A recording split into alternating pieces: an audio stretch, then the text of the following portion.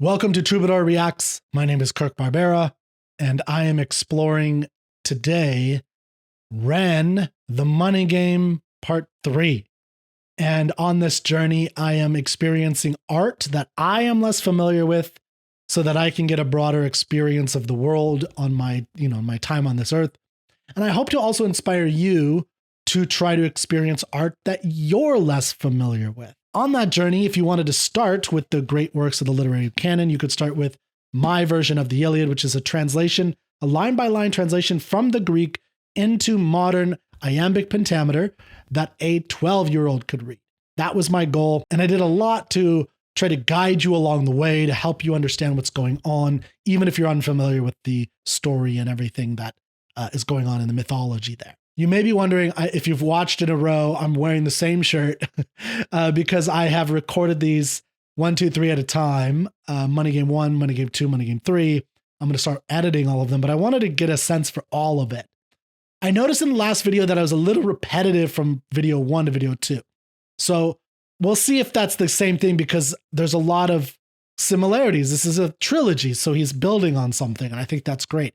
I'm really loving this. So I'll see if I can come up with some newer things, but I may have to just repeat myself and, maybe make it shorter. I don't know. I noticed this is a little bit of a longer music video that he did. Just looking at the opening image, which I'll pop up here. We'll get started with that now. But I'm really enjoying this. I think it's great. Thank you guys so much for being here. Make sure to go support Ren's Patreon, buy some merchandise. This is called The Money Game. And he's got some critiques of money. And so this has been interesting given my background. And, if you want, you can ask me my background. I mentioned it in video 2 a little bit. But there's so much chock full of ideas and images and creative, brilliance that I'm just loving what he's doing here. Comment of the day, or comment of the video. Ariel Bussart, 1305 says, I am no longer an avid reader thanks to social media. I'll admit it. I will too. I used to read so much more than I do now, and I still read. That's part of my motivation for doing book clubs is to, spur me on to reading more because I need the external help sometimes because I'm on social media all the time too.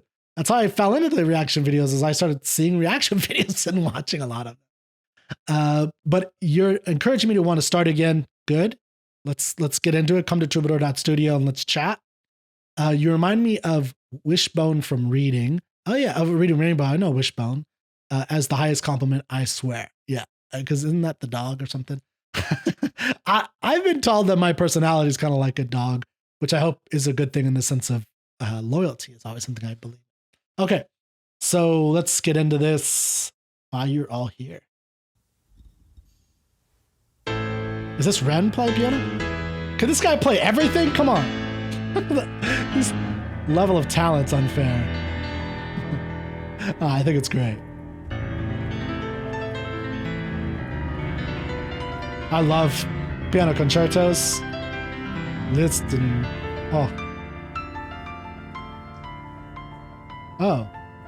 What's the bad guy? Bag. An interesting image. Ooh. Okay.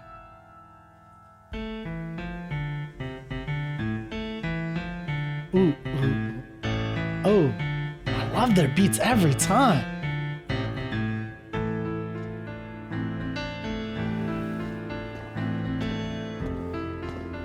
Okay.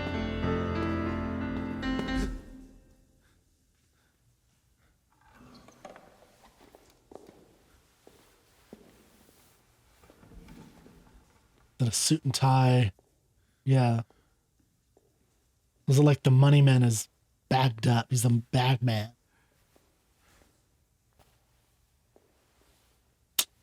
Mirror imagery.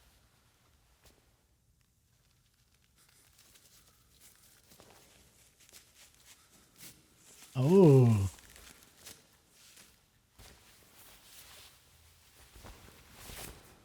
He was.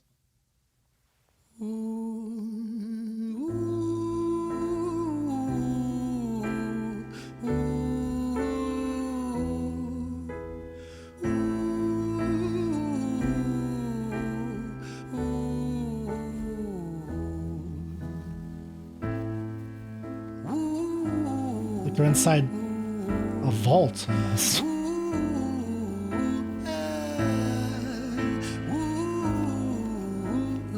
Get those cuffs right, brother. Let me tell you a story about a boy named Jimmy. 1 year old and his first words were mine, mine, gimme. 2 years old he was walking, 3 years old walking quickly. 4 years old he was running round the pavements of his city. 5 years old and his daddy told him, listen here son, you gotta learn to be a man.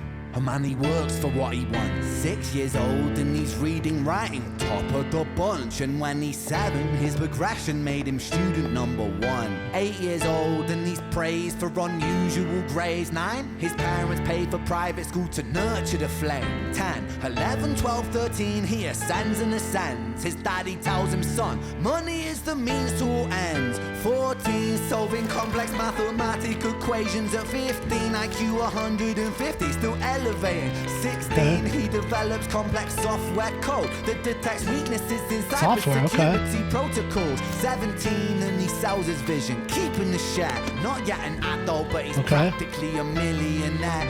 18, and his daddy tells him, now you're a man. This world don't give a damn about you, so take all that you can. 19, he turns to profit, stocks and shares, invest in product. 20, double down deposits. 21, his income rockets. 22, he learns the truth is just an obstacle to wealth. If you manipulate the data, then the lie will sell itself. 23, a life of luxury, crystal and cocaine. 24, he makes the Forbes list, they're applauding his name. 25, and his daddy tells him, listen here son, while you're sitting in that palace, that don't mean that you won. 26, a business shift, he switches business to arms. He's 27, dealing nuclear and shells in Iran. 28, inside the Senate, money bought him a seat. He's 29, a role of counsel in the president's suite. Now he's 30, his daddy says you're losing the race. You're just a servant to the king, not even in second place. 31, a big maneuver for his daddy's approval, moving imports over borders from the exports out of Cuba. 32, moving grams, growing kilos to tons. He's 33, filling warehouses with powder and guns. 34, turf war with nobody to stop it. Blind eye from the po-po inside of his pocket.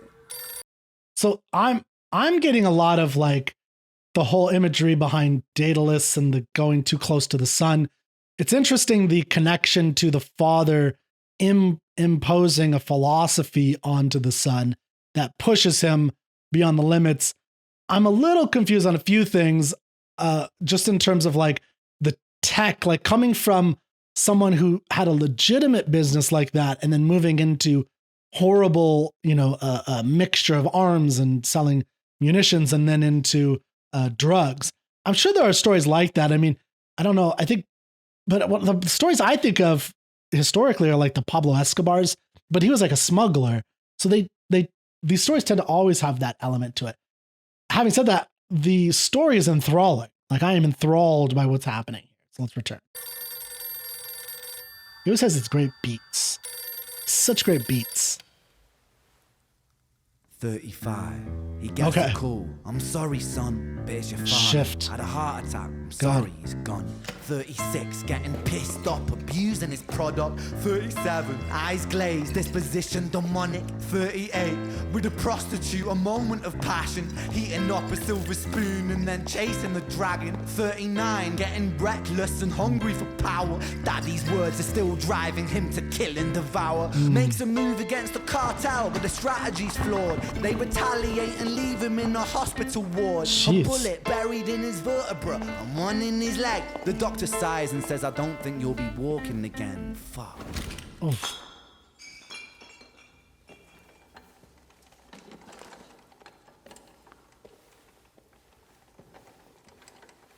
What's that Vonnegut short story, the Bergson? This whole vibe makes me think of that. Harry Bergson. I haven't read that in a long time, but it makes me think of that Vonnegut's Harrison Bergeron. Not in the meaning of that story, which I think is a novelette. I think it's pretty short. I read that a long time ago, but in the kind of symbols he's using, like he had chains on, and that story, the Harrison Bergeron, is about chaining of the betters or the talented in order to make everyone else feel better in a sense of equality.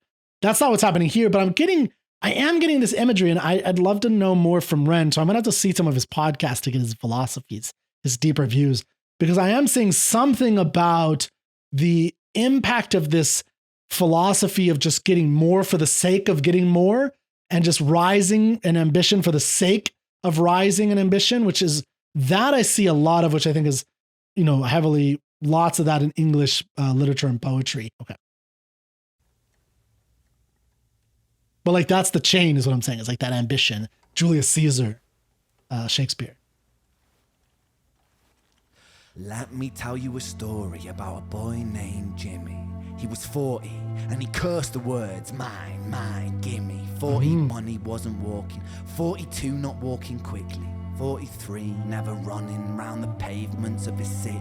44, inside a palace with a mountain of gold. But those riches turn to rubble when perspective evolves. Weighing heavy on his conscience is the value of gold. Lamborghini for a life, trading money for souls. Jimmy followed the code inside the land of the free. Put your hand inside the cookie jar, take more than you need. And his example is exaggerated versions of me. And it's a version of him. And it's a version of she. And it's a version of you. There's no escaping the blame. The way we live is parasitic. Fuck the money and fame. Cut the music.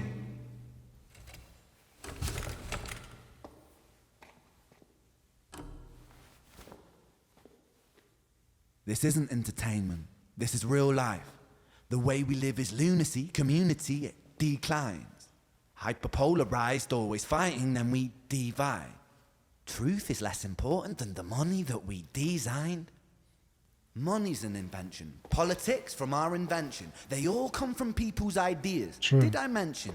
Border's an invention. Law and order fuel the tension. It leads to people killing each other. My solution?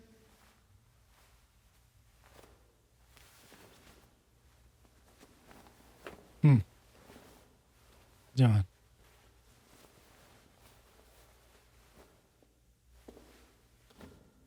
And he takes his time.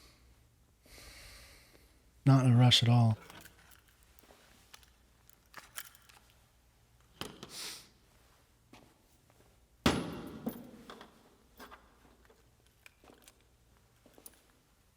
Everything is subject to change. We could build utopias if individuals were taught to use their brains. Okay, I love that. But if we teach kids in schools to always be sheep Yeah. and put themselves before the herd if there's more money for me, then there's no future I see where the humans survive with parasites inside a petri dish with cannibal minds. Mold will grow upon the surface and consume till it dies. And our fate could be the same without this story to the wise.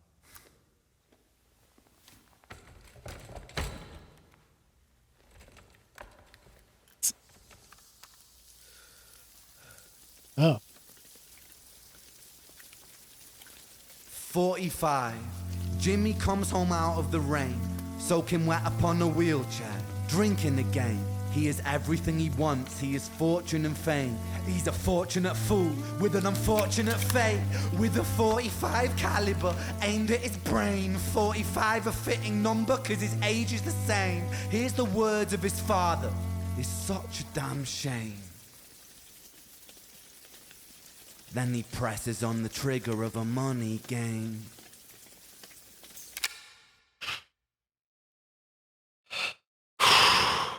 Yeah, Ren's stories and storytelling, comes out of a tradition, but they are also uniquely his in many ways. So I don't want to take away from what he's creating. Yeah, there's something, very traditional in what he's doing, but also something very unique. And I think there's a lot of people who are probably commenting on what's really unique about it.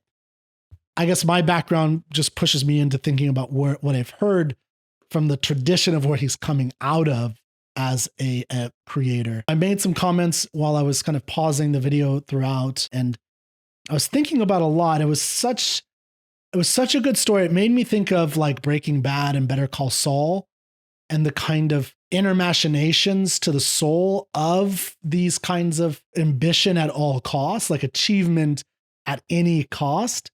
I think that's a very popular perspective out in the world. And a lot of people do fall into that.